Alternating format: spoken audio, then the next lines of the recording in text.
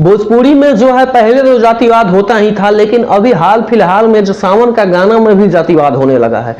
तो हम आपको एक बात बता दूं कि एक्चुअली में खेसारी लाल यादव का एक गाना आता है जिस गाने का नाम है अहिरान बम। इस गाने को लेकर बहुत ही ज्यादा बवाल होने लगता है। वहीं पे एक पवन सिंह का गाना आता है जिस गाने का नाम है बाबा खोली न केवड़िया भोर हो गइल बा। उस गाने को लोगों को सुन के बहुत ही ज्यादा सुकून मिल रहा है और बहुत ही ज्यादा तारीफ हो रहा है पवन सिंह को।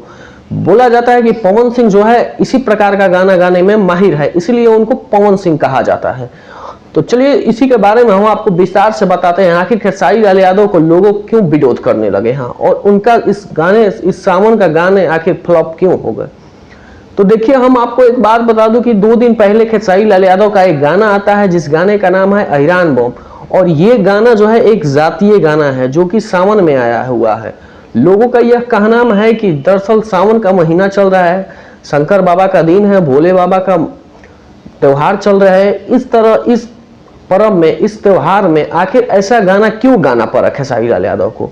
दरअसल खेसारी लाल यादव हमेशा जातीय भेदभाव या जाति कुछ बातों से उनको हमेशा ये घेराव में रहते हैं। और इस बार भी ये बहुत ही ज्यादा इस बात को लेकर लोगों का यह कहना है कि आखिर खेसारी लाल यादव को ऐसा क्यों करना पड़ा। और वहीं उस गाने के बारे में बात करें तो गाना खेसारी लाल यादव तो लेके आते हैं, लेकिन वो गाना जो है बिल्कुल ज्यादा नहीं चलता है, क्योंकि महज 2 दिन हुए हैं और गाने के आए हुए, और 2 दिन में मात्र 2 मिलियन ही व्यू क्रॉस पार किया है।